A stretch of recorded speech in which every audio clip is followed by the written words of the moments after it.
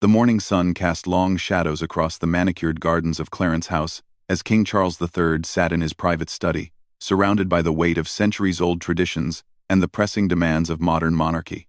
The leather-bound chair creaked softly as he shifted, his weathered hands clasping a steaming cup of Earl Grey tea. Outside, the world continued its relentless pace. But within these walls, time seemed to move differently, measured not in minutes, but in the careful consideration of decisions that would ripple through generations.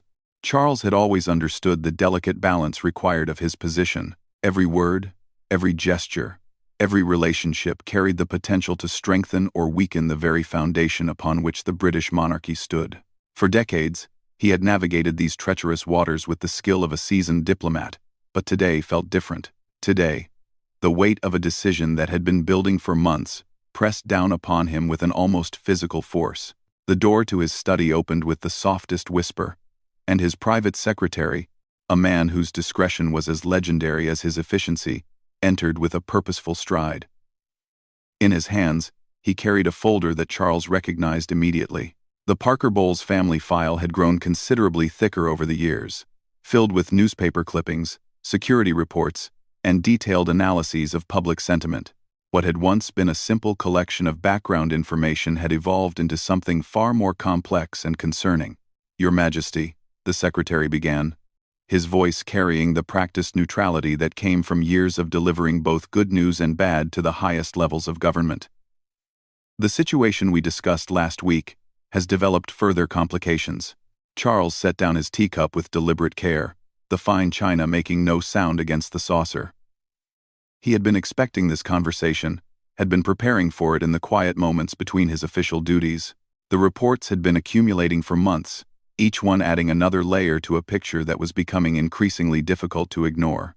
The Parker Bowles family, Camilla's relatives, had been causing ripples in the carefully controlled pond of royal life. What had started as minor indiscretions and embarrassing headlines had gradually escalated into something far more serious. Tom Parker Bowles, Camilla's son, had been involved in a series of business ventures that, while not technically illegal, existed in the gray areas of ethical conduct. His restaurants and food ventures had been accused of exploiting workers and engaging in tax avoidance schemes that, when exposed, reflected poorly on the royal family by association.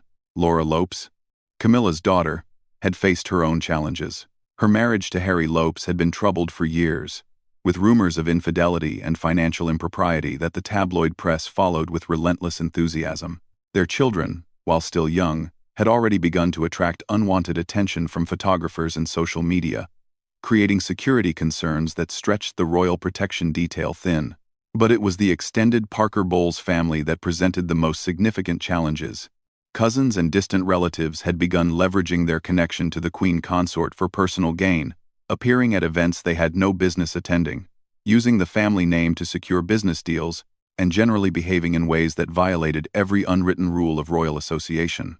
Charles had initially hoped that time and careful management would resolve these issues. He had instructed his staff to work quietly with Camilla's family, providing guidance and support, where appropriate, and gently discouraging behavior that might prove embarrassing. For a while, this approach had seemed to work. The headlines had become less frequent, the business ventures more carefully vetted, and the public appearances more appropriate. However, recent events had shattered this fragile peace. Tom Parker Bowles had been photographed at an exclusive gambling establishment in Monte Carlo, surrounded by individuals with questionable reputations and connections to international money laundering operations. While Tom himself was not accused of any wrongdoing, the photographs had appeared in newspapers across Europe, with headlines questioning whether the Queen Consort's son was associating with criminals. More damaging still had been the revelation that Laura Lopes had been secretly receiving substantial loans from foreign nationals, including a Russian oligarch whose assets had been frozen by the British government as part of sanctions related to the conflict in Ukraine. The money had been used to fund her art gallery in London, and while she claimed ignorance of the source of the funds, the timing and amounts raised serious questions about due diligence and potential conflicts of interest. The final straw had come just days earlier, when Andrew Parker Bowles, Camilla's ex-husband and the father of her children, had been arrested for drunk driving. While Andrew had maintained a respectful distance from royal affairs since Charles and Camilla's marriage, his arrest had inevitably drawn media attention to the entire family network. The fact that he had been driving to a charity event that bore the Queen Consort's patronage only made the situation worse. Charles opened the folder and began reading the latest security assessment. The language was clinical and precise, but the implications were clear. The Parker Bowles family connections had become a security risk and a public relations nightmare. Intelligence services had identified at least 3 instances where foreign agents had attempted to approach family members, seeking to exploit their royal connections for espionage purposes. The financial entanglements were equally concerning. A forensic audit had revealed a complex web of business relationships and financial obligations that created potential leverage points for hostile actors. While no evidence suggested that any family member had intentionally compromised royal security, the pattern of poor judgment and questionable associations created vulnerabilities that could be exploited. Public opinion polling, conducted discreetly by the palace's communications team, revealed a troubling trend. While Camilla herself remained relatively popular, particularly among older demographics, her family's behavior was beginning to affect perceptions of the monarchy as a whole. Focus groups consistently expressed concern about the royal family's judgment in managing their extended connections, with some participants questioning whether the monarchy was becoming too entangled with ordinary citizens who lacked the discipline and training necessary for royal association. Charles closed the folder and walked to the tall windows that overlooked the garden. The roses that Camilla had planted during their first year of marriage were in full bloom, their vibrant colors a stark contrast to the gray uncertainty that had settled over their relationship in recent months. He thought of her dedication to her royal duties, her genuine warmth with the public, and the stability she had brought to his life after years of turmoil. But he also thought of the institution he had inherited from his mother, the crown that represented something larger than any individual, including himself. Queen Elizabeth II had spent 7 decades carefully maintaining the delicate balance between the monarchy's human elements and its symbolic power. She had understood that personal happiness, while important, could never come at the expense of the crown's integrity. The afternoon light began to fade as Charles continued his contemplation. He knew that the decision he was about to make would send shockwaves through the palace, the government, and potentially the Commonwealth realms. But he also knew that his duty as king required him to place the long-term interests of the monarchy above personal considerations, no matter how painful that might be. When Camilla returned from her afternoon engagements, she found Charles in an unusually somber mood. They had been married long enough for her to recognize the signs of deep contemplation, the way he would retreat into himself when facing particularly difficult decisions. She had seen this expression during the early days of his reign, when the weight of kingship had first settled upon his shoulders. Over dinner, served in the intimate dining room they preferred for private meals, Charles began to broach the subject that had been weighing on his mind. He spoke carefully, choosing his words with the precision of a man who understood that everything he said would be remembered and analyzed. He explained the security concerns, the public relations challenges, and the long-term implications for the monarchy's reputation. Camilla listened in growing silence, her face betraying little of the turmoil that Charles knew must be building within her. She had always been remarkably composed under pressure, a quality that had served her well during their courtship and marriage. But as Charles continued to explain the situation, he could see the subtle signs of distress that only he would recognize.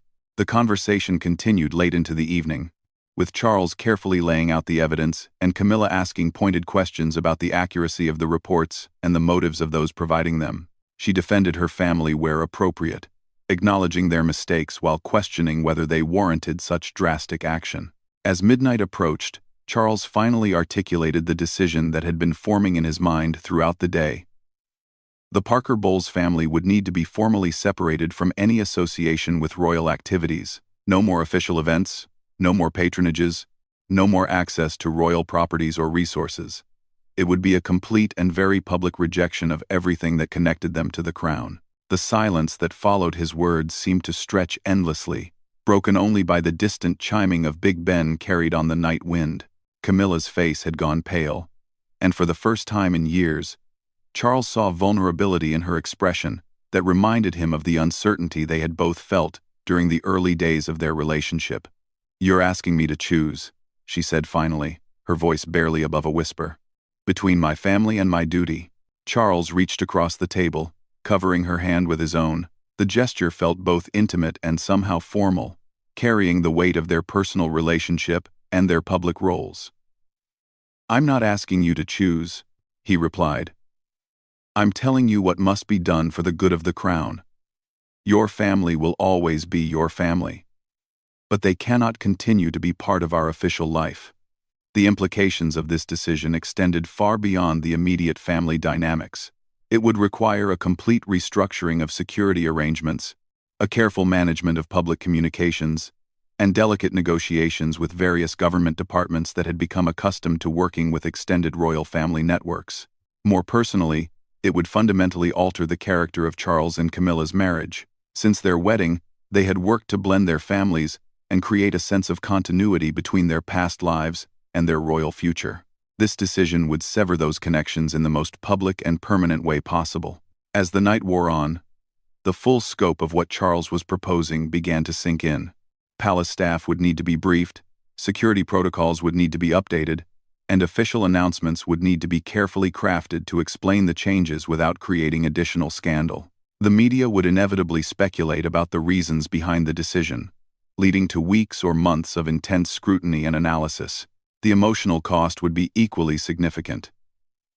Camilla would be forced to maintain distance from people who had been part of her life for decades, including her own children. While Tom and Laura would not be completely cut off, their access to royal events and their ability to trade on royal connections would be severely limited. Charles understood the cruelty inherent in his decision, but he also understood the alternative. Allowing the current situation to continue would inevitably lead to more serious scandals, potentially compromising national security and certainly damaging the monarchy's reputation beyond repair. The institution he had inherited from his mother was larger than any individual, including himself and his wife. As dawn broke over London, Charles and Camilla remained in their dining room, surrounded by the remnants of a meal that had grown cold hours earlier. The decision had been made, but its implementation would require careful planning and flawless execution. The silence between them had evolved from shock to acceptance, and finally to a grim determination to do what duty required, regardless of personal cost. The first calls would be made within hours, setting in motion a series of events that would reshape the British royal family and send ripples of shock through palaces around the world. The king had chosen the crown over family, duty over personal loyalty, and the institution over individual happiness. History would judge whether his decision was wise or cruel, but there could be no doubt about its necessity or its consequences. The first sign that something extraordinary was happening came at precisely 9 o'clock on a Tuesday morning, when the palace's senior communications director received an urgent call from Clarence House. The voice on the other end belonged to the king's private secretary, and his tone carried the gravity of someone delivering news that would reshape the royal landscape forever. Within the hour, an emergency meeting had been convened in the secure conference room deep within Buckingham Palace. The attendees included the most senior advisors from across the royal household, the private secretary to the sovereign, the keeper of the privy purse, the master of the household, and representatives from the various protection and security services that safeguarded the monarchy. Each person in that room understood that their presence meant they were about to become privy to information of the highest sensitivity. The king's decision was presented with clinical precision.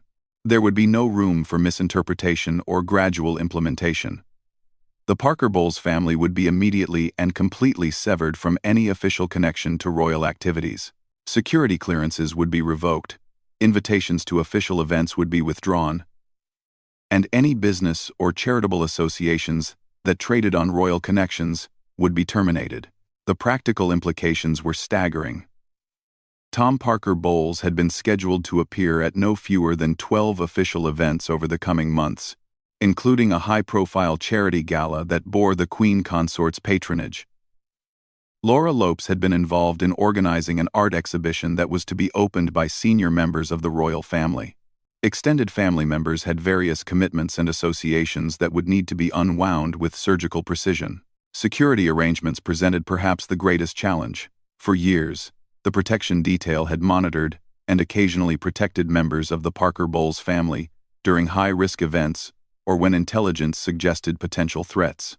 Withdrawing this protection would need to be done gradually to avoid creating security vulnerabilities. But it would also need to be completed quickly enough to demonstrate the finality of the king's decision. The communications strategy required equally careful planning. The palace's relationship with the British media was built on decades of mutual understanding and carefully managed information flow. Major changes in royal protocol were typically announced through established channels, with background briefings provided to trusted journalists who could be relied upon to present the information in an appropriate context. However, the nature of this decision made traditional communication strategies problematic. Any official announcement would inevitably prompt questions about the reasons behind the king's choice, leading to speculation and investigation that could prove more damaging than the original problems. The palace communications team concluded that a strategy of managed silence would be most appropriate, allowing the changes to become apparent through absence rather than announcement. Meanwhile, at Clarence House, Camilla faced the devastating task of informing her family about the king's decision. The first call was to Tom, who was at his restaurant in London preparing for the lunch service. She had rehearsed the conversation in her mind throughout the sleepless night, but when she heard her son's voice, the carefully planned words seemed inadequate to convey the magnitude of what was happening. Tom's initial reaction was disbelief, followed quickly by anger. He had built his career carefully, leveraging his culinary talents while being mindful of the responsibilities that came with royal connections. While he had made mistakes, he argued, they were no worse than those made by countless other public figures who had never faced such severe consequences. The conversation with Laura proved even more difficult. As the daughter who had always been closest to her mother, Laura had embraced her role as an unofficial royal family member with enthusiasm and dedication. She had genuinely believed that her art gallery and cultural activities contributed positively to the royal family's public image. Learning that these activities would now be seen as liabilities rather than assets was a blow that struck at the core of her identity. The extended Parker Bowles family presented a more complex challenge. Many of them learned about the decision through the withdrawal of invitations and the cancellation of previously arranged meetings. Cousins who had been looking forward to attending Ascot found their names quietly removed from guest lists. Business associates who had expected royal patronage for upcoming ventures received polite but firm letters explaining that circumstances had changed. Within the royal household itself, the decision created ripples of uncertainty and concern. Staff members who had worked closely with Camilla's family found themselves in the awkward position of implementing policies that seemed to contradict years of careful relationship building. The king's decision was not questioned directly, but the sudden shift in protocol created confusion and required constant clarification. The queen consort herself faced the most challenging adaptation. For the first time since her marriage, she found herself truly isolated within the royal structure. While Charles remained supportive and understanding, their relationship now carried the weight of his decision in every interaction. Camilla had always prided herself on her ability to bridge the gap between the royal family's formal requirements and the more relaxed approach of her own family background. Public events became exercises in careful choreography. At a charity luncheon the following week, Camilla arrived alone, without the usual small entourage of family members who had often accompanied her to such events. The absence was noted by experienced royal watchers, who began to speculate about potential family illnesses or scheduling conflicts. The media's initial response was cautious. Royal correspondents had learned over the years to distinguish between temporary adjustments and permanent changes in royal protocol.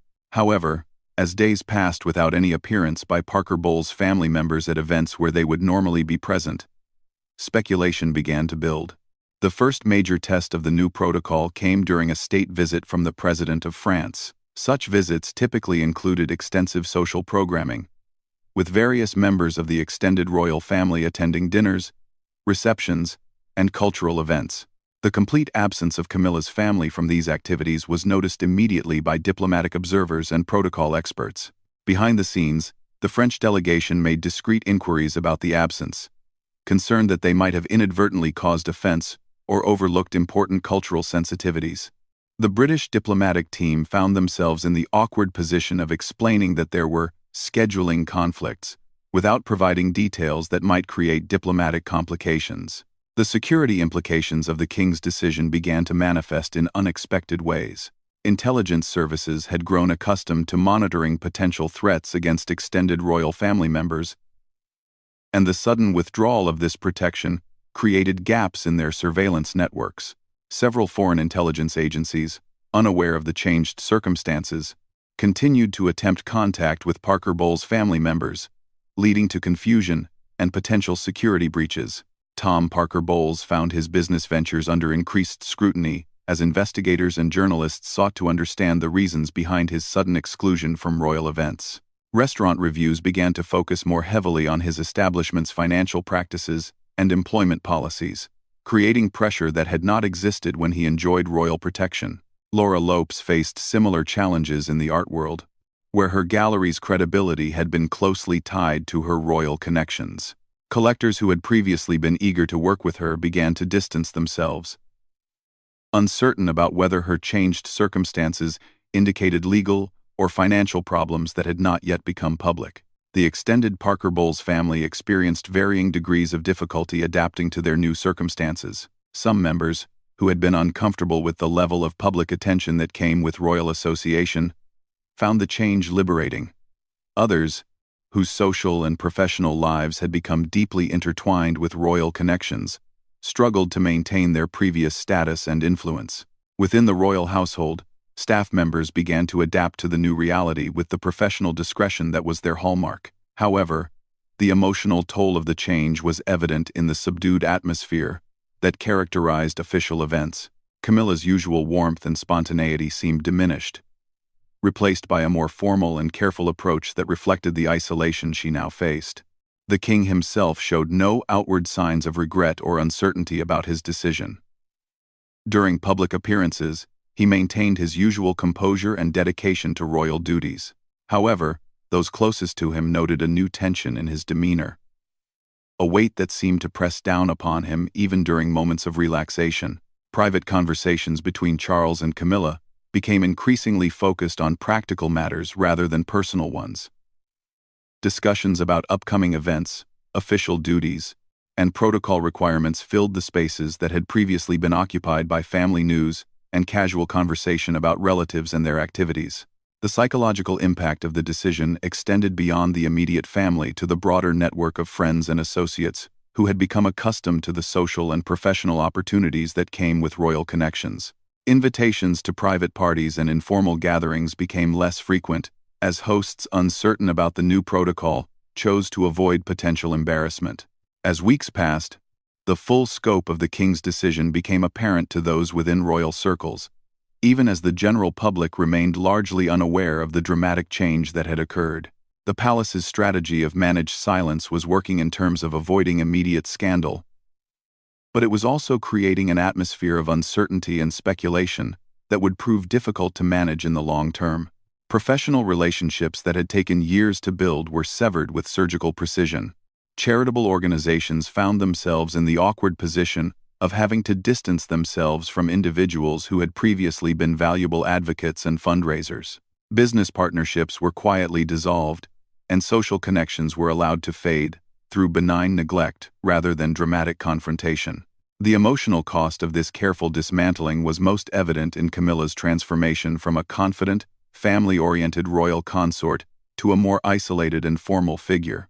Her public appearances maintained their professional quality, but observers noted a loss of the spontaneous warmth that had characterized her approach to royal duties since her marriage. The silence that had fallen over the palace was not the absence of sound, but rather the presence of unspoken understanding about a decision that would forever change the character of the British royal family. It was a silence that spoke of duty chosen over personal loyalty, of institutional preservation over individual happiness, and of the terrible loneliness that sometimes accompanies the exercise of absolute authority. As the second month of this new reality began, the full weight of the king's decision continued to reverberate through every aspect of royal life, creating changes that would prove impossible to reverse, and consequences that would extend far beyond the immediate family circle affected by his choice. 3 months after the king's fateful decision, the full consequences of his rejection of Camilla's family began to manifest in ways that no one at the palace could have entirely predicted. The carefully managed silence that had initially contained the story was beginning to crack under the pressure of persistent media speculation and the inevitable human drama that accompanies such profound personal and institutional changes. The first major break in the palace's wall of discretion came from an unexpected source. Andrew Parker Bowles, Camilla's ex-husband and father of her children, gave an interview to a respected journalist from The Times.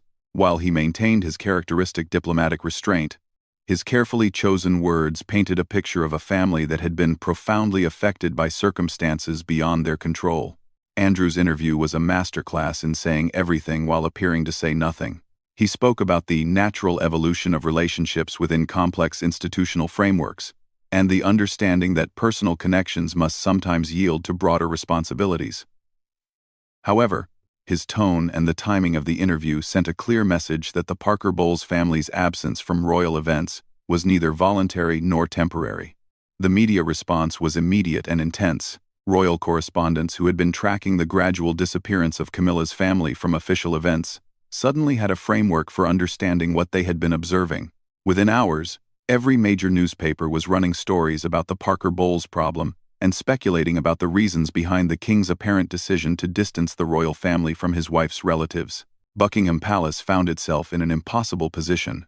Confirming the stories would require explaining the security and reputational concerns that had prompted the king's decision, potentially exposing sensitive intelligence information and creating new scandals. Denying the stories would be transparently false given the obvious absence of Parker Bowles family members from events where they would normally be present. The palace's solution was to issue a brief statement acknowledging that arrangements regarding extended family participation in official events are constantly reviewed and adjusted based on various factors, including security, assessments, and scheduling considerations. The statement satisfied no one and confirmed everything, creating exactly the kind of speculation and investigation that the original strategy had been designed to avoid. Within days of the media coverage, previously unknown details about the Parker Bowles family's financial and personal difficulties began to surface. Journalists, now aware that there was a significant story to be uncovered, began investigating the business ventures, personal relationships, and social connections that had initially prompted the king's concerns. Tom Parker Bowles found himself at the center of a media storm that threatened to destroy the culinary career he had spent decades building. Investigative reporters uncovered details about his business practices that, while not illegal, painted a picture of someone who had consistently pushed ethical boundaries in pursuit of profit. Staff at his restaurants began speaking anonymously about working conditions and payment practices that contradicted the public image he had carefully cultivated. The gambling photographs from Monte Carlo were republished alongside new information about Tom's financial difficulties and his associations with individuals involved in money laundering operations. While he maintained his innocence of any wrongdoing, the constant media attention made it impossible for him to operate his businesses effectively. Within weeks, 2 of his restaurants had closed, and his television contracts were quietly terminated. Laura Lopes faced even more serious consequences when the full extent of her financial entanglements became public knowledge. The loans from Russian oligarchs were revealed to be part of a complex web of international transactions that potentially violated sanctions regulations. While she claimed ignorance about the source of the funds, financial investigators began examining whether her art gallery had been used as a vehicle for money laundering operations. The revelation that the Queen Consort's daughter might have been unknowingly involved in sanctions violations created a diplomatic crisis. The British government found itself in the awkward position of investigating potential criminal activity by a member of the extended royal family, while foreign governments questioned whether the monarchy's security protocols were adequate to prevent exploitation by hostile actors. Camilla herself became the subject of intense speculation about her role in the decision to distance her family from royal activities. Royal biographers and constitutional experts debated whether she had willingly agreed to sacrifice her family relationships for the sake of the monarchy, or whether she had been forced to choose between her personal loyalties and her royal duties. The psychological toll of this public scrutiny was evident in Camilla's increasingly strained public appearances. The warm, spontaneous personality that had made her popular with the British public seemed to fade, replaced by a more guarded and formal approach that reflected the isolation she now experienced even within her own family circle. Private conversations between the king and queen consort became increasingly difficult as the media coverage intensified. Charles found himself in the position of having to defend a decision that he knew was necessary, while watching its implementation cause profound pain to the woman he loved. Camilla, meanwhile, struggled to maintain her support for a husband whose choice had effectively destroyed her relationships with her children and extended family. The impact on Tom and Laura was particularly devastating. Both had built their adult lives around the assumption that they would be part of the royal family's extended circle, with all the opportunities and responsibilities that entailed. Suddenly finding themselves not just excluded but actively distanced from their mother's new life created emotional wounds that would prove difficult to heal. Family gatherings that had been a regular feature of Camilla's life became impossible to arrange. The security protocols that now governed her every movement made casual visits with her children impractical, while the media attention surrounding the family made public meetings inadvisable. Phone calls and private messages became the only form of communication, and even these were constrained by the knowledge that any contact could potentially become public knowledge. The broader Parker Bowles family network experienced varying degrees of disruption as the media investigation expanded. Cousins and distant relatives found themselves subjected to unexpected scrutiny, with journalists investigating their business dealings, personal relationships, and financial arrangements in search of additional scandal. Some family members chose to speak publicly about their experiences, creating additional waves of controversy and speculation. Others retreated from public life entirely, cutting off contact with media and, in some cases, with other family members who they blamed for the crisis that had engulfed them all. The international implications of the king's decision became apparent when Commonwealth realm governments began conducting their own reviews of royal family security protocols. The revelation that hostile foreign actors had attempted to exploit royal connections raised questions about whether similar vulnerabilities existed in other monarchies and how they could be prevented in the future. Intelligence agencies in allied countries began sharing information about attempts to compromise royal family members, leading to a broader international investigation into the use of monarchy connections for espionage and money laundering purposes.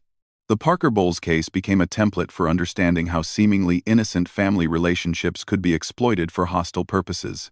Within the palace itself, the king's decision created lasting changes in how royal protocols were managed. New procedures were implemented for vetting family connections, monitoring financial relationships, and assessing security risks associated with extended family members. The informal, family-oriented approach that had characterized the early years of Charles and Camilla's marriage was replaced by a more institutional and security-conscious framework. Staff members who had worked closely with the Parker Bowles family found their roles significantly altered, or, in some cases, eliminated entirely. The warm, inclusive atmosphere that Camilla had brought to royal events was replaced by a more formal and distant approach that reflected her isolation from the family connections that had previously anchored her identity. The long-term constitutional implications of the king's decision began to emerge as legal scholars and constitutional experts analyzed the precedent that had been set. The complete severance of family ties for security and reputational reasons established a new standard for royal behavior that would affect future generations of the monarchy. Young members of the royal family, including the Prince and Princess of Wales's children, would grow up in a world where family loyalty was explicitly subordinated to institutional requirements. The romantic notion of monarchy as an extension of family relationships was replaced by a more clinical understanding of the crown as an institution that could demand the sacrifice of personal connections when circumstances required it. Public opinion polls revealed a complex and divided response to the revelations about the king's decision. While many expressed understanding for the security concerns that had prompted his choice, others questioned whether the monarchy's demands for perfection were compatible with normal human relationships and family loyalties. The queen consort's approval ratings, which had been steadily rising since her marriage to the king, began to decline as the public struggled to understand her role in the family separation. Some viewed her as a victim of circumstances beyond her control, while others questioned her judgment in maintaining relationships with family members whose behavior created security risks. As the crisis entered its fourth month, attempts at reconciliation began to emerge from unexpected quarters. Religious leaders and family counselors offered to mediate between the king and the Parker Bowles family, arguing that the Christian principles of forgiveness and redemption should take precedence over institutional considerations. However, these well-intentioned efforts foundered on the practical realities of royal security and the irreversible nature of the damage that had been done. The media coverage and investigation had created a permanent public record of the family's problems, making it impossible to return to the previous informal arrangements, even if the king had been inclined to reverse his decision. The silence that had initially fallen over the palace evolved into something more complex and enduring. It was no longer just the absence of Parker Bowles family members from royal events, but a fundamental change in the character of the monarchy itself. The institution had demonstrated its willingness to sacrifice personal relationships for its own preservation, establishing a precedent that would echo through generations. Charles and Camilla's marriage, while surviving the crisis, was forever changed by the decision and its consequences. Their relationship now carried the weight of a choice that had preserved the monarchy's integrity while destroying the family connections that had given their personal life meaning and joy. The love that had sustained them through decades of public scrutiny and criticism now existed within the confines of an institution that had demanded the ultimate sacrifice from both of them. The story of the king's rejection of Camilla's family became a defining moment in the modern history of the British monarchy, illustrating the eternal tension between personal loyalty and institutional duty that lies at the heart of royal life. The silence that fell over the palace would endure long after the immediate crisis had passed, a permanent reminder of the price that must sometimes be paid to preserve the crown's ancient dignity and continued relevance in an increasingly complex and dangerous world.